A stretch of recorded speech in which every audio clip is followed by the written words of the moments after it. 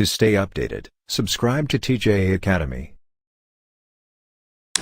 बिस्मिल्लाहिर्रहमानिर्रहीम। आज हम डिस्कस करने जा रहे हैं एवरेज एंड मार्जिनल कॉस्ट। देखिए, हमने तीन तरह के कॉस्ट पहले डिस्कस कर चुके हैं। एक्सप्लिसिट इम्प्लिसिट जो डिस्कस किया था वो बिजनेस टर्मिनोलॉजी से किया था, जो बिजनेस में आप आ जाएँ, अब एंटर हो जाएँ बिजनेस में। अब उसके बाद जो हम कॉस्ट देख रहे हैं वो तीन तरह की मेन कॉस्ट हैं, fix cost, variable cost and total cost. अब हम उन्हीं कॉस्ट को इस्तेमाल करते हुए देखेंगे एवरेज एंड मार्जिनल कॉस्ट। देखिए, average is nothing but per unit.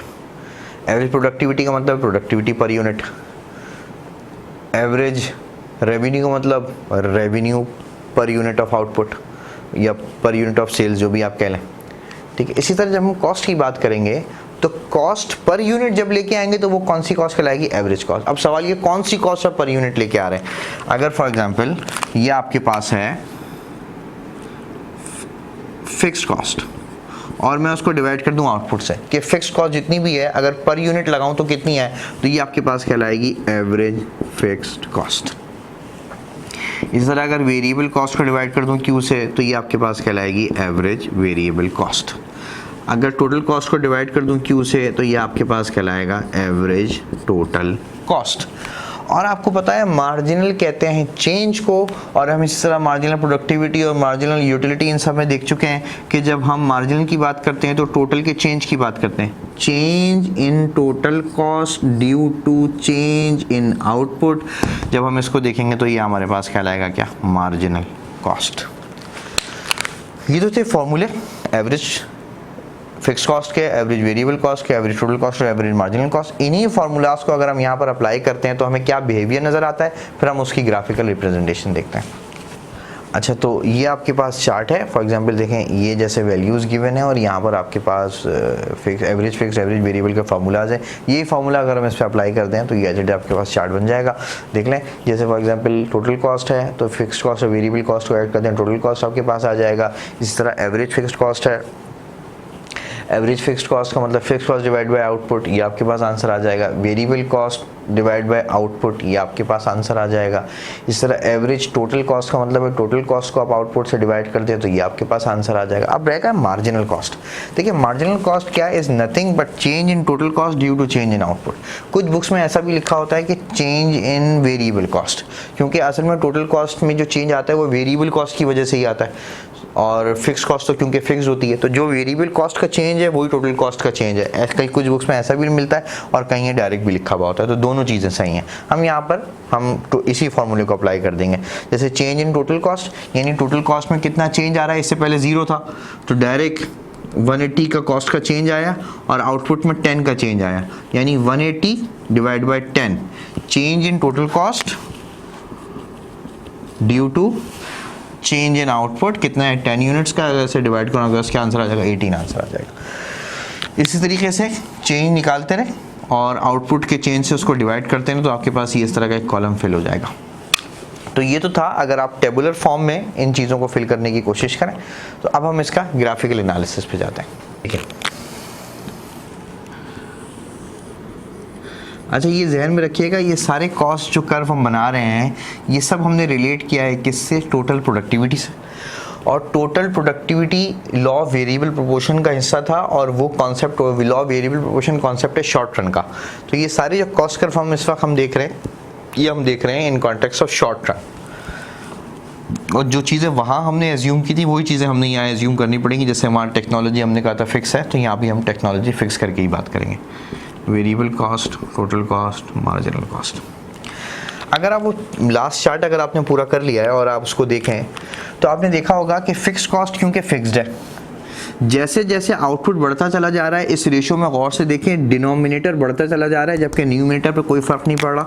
तो क्यू के बढ़ने की वजह से ओवरऑल रेशियो क्या होता जाएगा? कम। और जैसे जैसे क्यू बढ़ता चला जाएगा ये रेशियो कम से कम होता चला जाएगा। तो अगर fix cost, average fix cost की बात करें तो एवरेज फिक्स कॉस्ट जैसे जैसे क्यू इंक्रीज होगा एवरेज फिक्स कॉस्ट डिक्रीज होना शुरू हो जाएगा, लाइक दिस।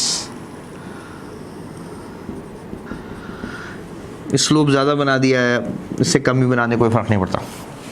बस ये यहाँ जाकर कभी भी इंटरसेक्ट नहीं करेगा। क्यों इंटरसेक्ट नहीं करेगा? इंटरसेक्ट इसलिए नहीं करेगा क्योंकि कोई ना कोई वैल्यू तो बचेगी। क्यू जितना भी बड़ा हो जाए इसका कोई ना कोई आंसर ज़रूर बचेगा। तो इस वजह से ये इंटरसेक्ट नहीं करेगा, लेकिन एसिम्प्टोटिकली मूव करता चला जाएगा।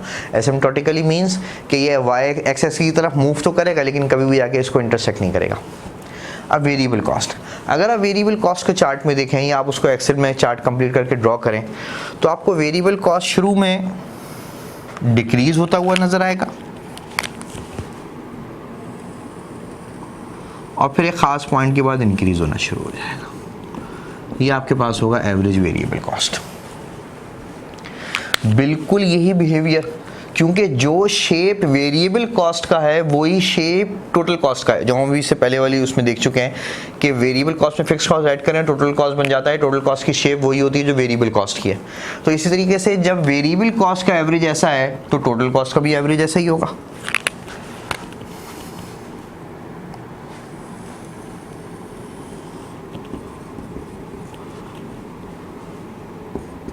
एवरेज टोटल कॉस्ट, बस ये क्योंकि इसकी वैल्यू ज़्यादा है इसलिए थोड़ा अपवर्ड होके बना और इसका मिनिमम यहाँ पर है, क्योंकि उसमें वैल्यू ऐड हुई भी तो मिनिमम यहाँ पर कहीं आएगा।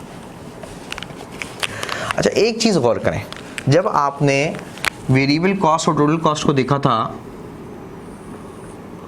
वेरिएबल कॉस्ट टोटल कॉस्ट, तो इनके दरमियान का डिस्टेंस सेम था। इनके दरमियान का डिस्टेंस सेम था, कहीं चेंज नहीं हो रहा था। क्यों सेम था? क्योंकि टोटल कॉस्ट और वेरिएबल कॉस्ट के दरमियान जो चीज़ है उसे हम कहते हैं फिक्स कॉस्ट, और फिक्स कॉस्ट चेंज नहीं होती तो इसलिए इनके दरमियान का डिस्टेंस भी चेंज नहीं हो रहा। यहाँ आप गौर से देखें कि अगर आपके पास टोटल कॉस्ट सम है किसका, फिक्स कॉस्ट का और वेरिएबल कॉस्ट का, अगर मैं इन सबको क्यू से डिवाइड कर दूँ तो आपके पास आ जाएगा average total cost is a sum of average fix cost and average variable cost. तो एवरेज टोटल एवरेज कॉस्ट और एवरेज वेरिएबल कॉस्ट के दरमियान जो चीज़ मौजूद है वो अब फिक्स कॉस्ट नहीं है, अब वो क्या है, एवरेज फिक्स कॉस्ट है। और आप देख सकते हैं जैसे से क्यू बढ़ रहा है एवरेज फिक्स कॉस्ट की वैल्यू कम से कम हो रही है। तो जब एवरेज फिक्स कॉस्ट की वैल्यू कम से कम हो रही है तो इनके दरमियान का गैप भी ऐसा ऐसा क्या हो रहा है, कम से कम हो रहा है। लेकिन कभी भी जाके ये इंटरसेक्ट नहीं करेगा, क्यों, कोई ना कोई इसकी वैल्यू बचेगी। अब आ जाते हैं किस पे, मार्जिनल कॉस्ट पे। मार्जिनल कॉस्ट के लिए हम प्रोडक्टिविटी में एक सेंस हम देख चुके हैं कि when average is increasing marginal is greater than average and when average is decreasing marginal is less than average. इसी रूल को देखते हुए हमने वहां पर मार्जिनल प्रोडक्टिविटी ड्रॉ की थी और वो मार्जिनल प्रोडक्टिविटी एवरेज के मैक्सिमम को इंटरसेक्ट करती हुई जा रही थी। बिल्कुल ऐसे ही, क्योंकि वहाँ मैक्सिमम पॉइंट था तो मैक्सिमम से इंटरसेक्ट करता हुआ जा रहा था। अब क्योंकि एवरेज कॉस्ट शुरू में डिक्रीज हो रही है तो when average is decreasing marginal is less than average and when average is increasing marginal is greater than average. तो शुरू में एवरेज डिक्रीज हो रहा है तो मार्जिनल की वैल्यू इससे कम होगी और फिर एवरेज इंक्रीज हो रहा है तो मार्जिनल की वैल्यू इससे ज़्यादा होगी। तो ये आपके पास, ये जो आपके पास कर्व बनेगा ये कहलाएगा आपके पास क्या, मार्जिनल कॉस्ट कर्व। तो ये तो था average variable cost, average total cost, average fixed cost और एवरेज मार्जिनल कॉस्ट का आपस में रिलेशनशिप। आई होप ये कॉन्सेप्ट्स आपको क्लियर हुए होंगे। अगर ये वीडियो आपको पसंद आए तो उसको लाइक करें, शेयर करें, हमारे चैनल को सब्सक्राइब करें और बेल आइकन पर ज़रूर क्लिक करें।